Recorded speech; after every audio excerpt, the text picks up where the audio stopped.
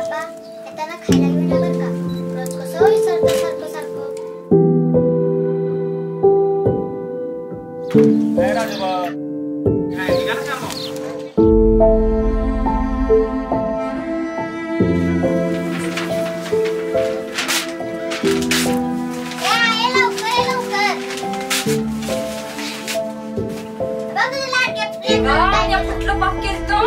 फटकन अशी माझ्या पदरात घातलीस. कळलं हवे तुला? सांगते कळलं हवे तुला?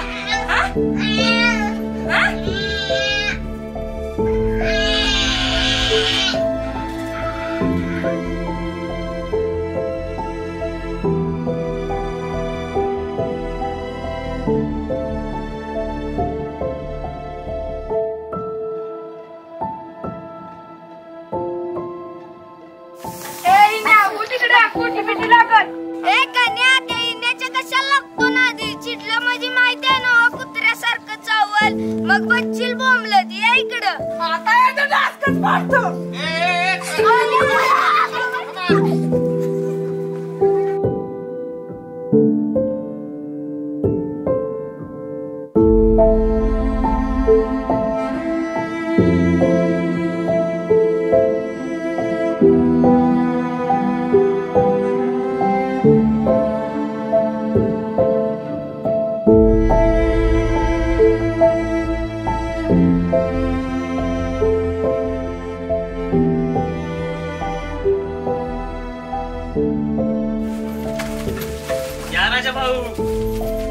राजा भाऊ तुला ह्या इंडियात चांगला लागला दिसतो यार. काय करायचं नको नाना, शेजारदार माय नव तसं इंडियात चांगलाच आहे. पण याच्या घरच्यांना पटाय नको तसा नाना दबू तू थोडा थोडा. ती माली तर पार वैतागून गेली या पोराला. ती चिनी अजिबात पटवून घेत नाही. नुसती दोघं भांडते ती. ते कसं झालंय राजा भाऊ, नवसानं झालं आणि मानपुटीवर बसलं. अशी गत झाली त्या मालीची. नाना किती झालं? 90 रुपये. मांडून ठेवा. माले अगे माले मयातनं थोडंच दूध आले बघ. विण्या पुत्त आहे ते की त्याला प्याला. माले विण्या कसं शाण्या पर्यासारखं वागतंय बघ की. काय खरं घटकत ग्वाड आणि घटकत द्वाड. अगं पोराची जात आहे सुधारली की कावा तरी. अगं मावशी याच्या वयाची पोरं शाळेला जाताना बघून जीव लय तळमळतोय बघ. अगं ह्यानं आय म्हणून जरी हाक मारली ना तरी माझ्या जीवाला लई सुख लागल बघ. उगाच कशाला काय पण मनाला लावून घेतीस. जन्म चोच दिली आता चारा बी दिलंच की. आणि कावा तरी होईलच की तुझ्या मनासारखं. देवा भरोसा ठेव. तसं झालं तर तुझं पायथून पाणी पिन बघ मी.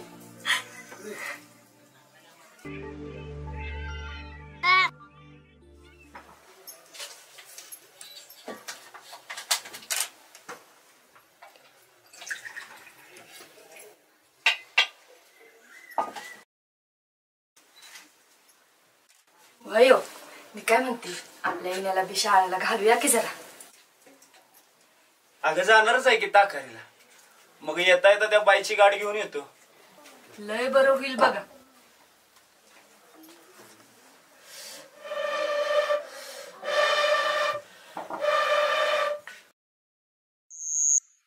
ए आयो मला शाळेतले सारे मुली चिडत आहेत बघ. म्हणतात तुझ्या भावाला बोलताच येत नाही. दिसभर नुसता ओरडत फिरत असतो. आपण कशाला लक्ष द्यायचं त्यांच्याकडे. सावकाश बोलू द्या की. तुला घरात बसून काय होतंय बोलायला. मी आता कुठल्याच मैत्रिणीला घरला बोलवणार नाही.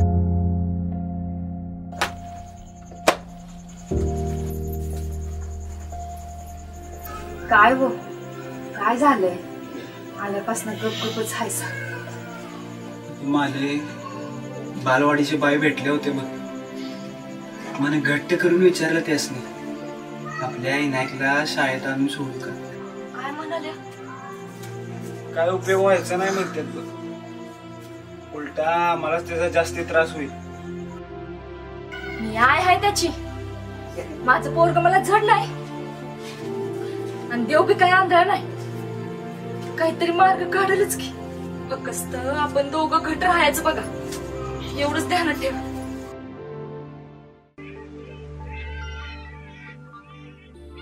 नंतर आज माझ्याकडे नाही गेलीस ती. अगं हे गेलं पुढं म्हणून म्हणलं जाता जाता तुझी गाठ घेऊन जावं. बरं झालंच बघा आलीस ती. मालेन विनायक बघी कसा शहाण्यासारखा वागते ते. वय ग मावशी, शान बाळ आहे ते माझं.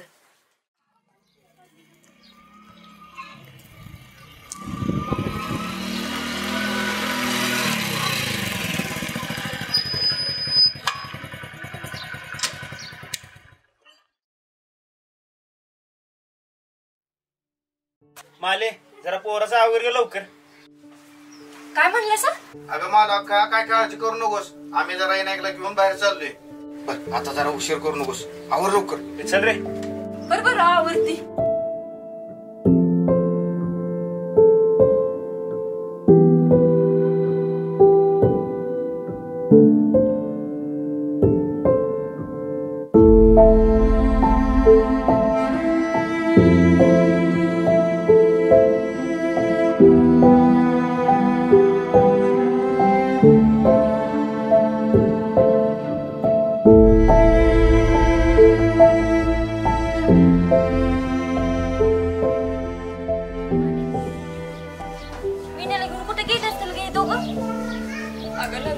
काय पण बोली नाही असं एकदमच गेली.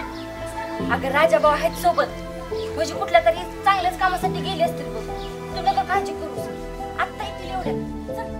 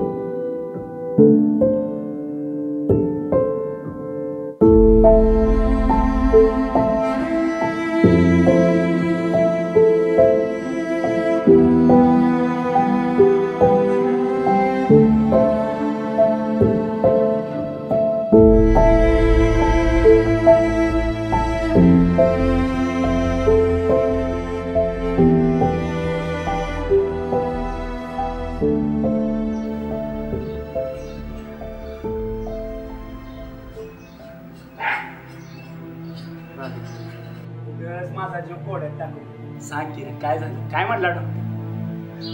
हे बघ यशवंता, जग आता लय पुढे गेले बघ. कसलं बी दुखणं असू दे त्याकडून मी आहेच. सगळं बरोबर आहे राजा, डॉक्टर काय म्हणाला, माझा जीव टांगणीला लावू नकोस. यशवंता डॉक्टरने विनायकला तपासलं, त्याच्या वेगवेगळ्या टेस्ट बी केल्या. यशवंता तुझा विनायक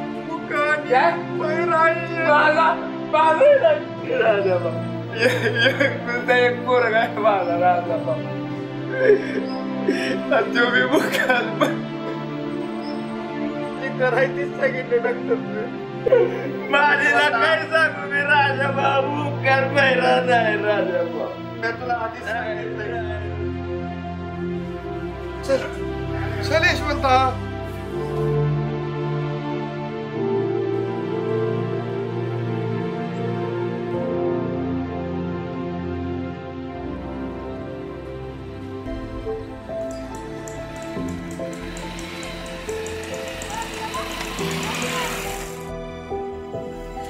वय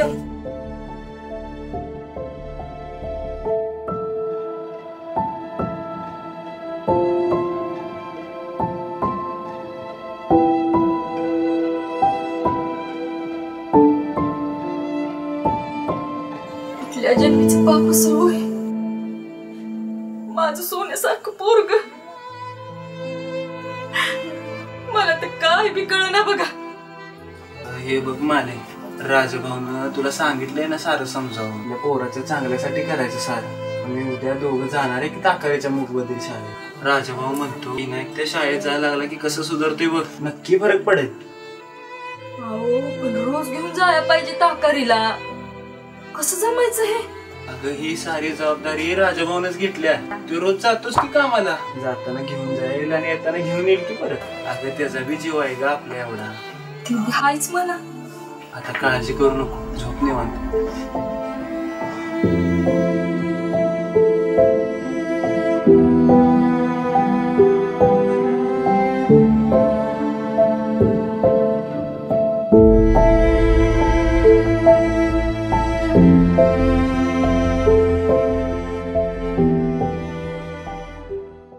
सर राजू, या राजाभाऊ. नमस्कार. नमस्ते. बसा. नमस्ते. राजाभाऊ, मला एक समाधान वाटलं बघा. त्यांनी आपल्या मुलाचं ऍडमिशन आपल्या शाळेत घेतलं ते. अहो सर, ही समधी राजभाऊची कृपा बघा. यांच्यामुळेच मी इथवर आलो.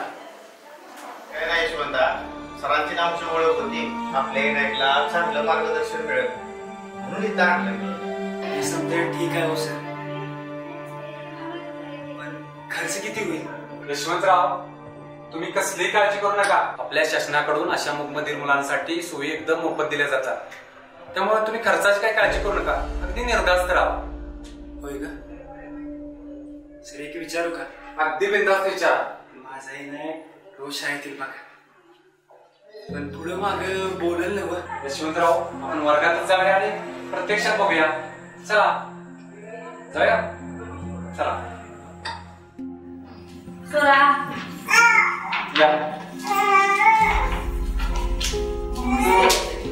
बसा मॅडम. मॅडम, पाहुण्यांना काहीतरी मुलांच्या बद्दल ऍक्टिव्हिटी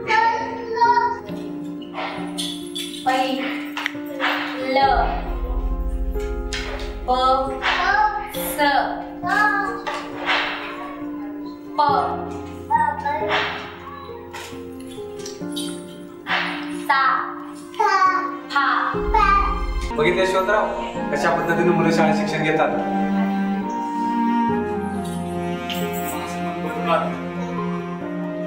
माझा की नाही रोज शाळेत येईल.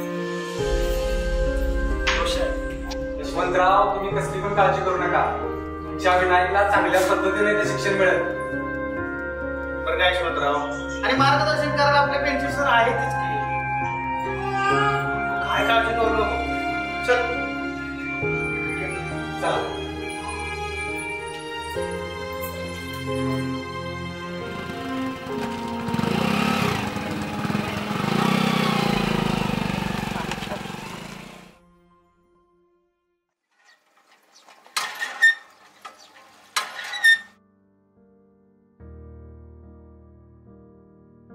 आई, आता विनायक उद्यापासून शाळा.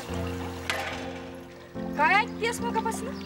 नाही आता दररोजच शाळेला जाणार. काय झालं ग?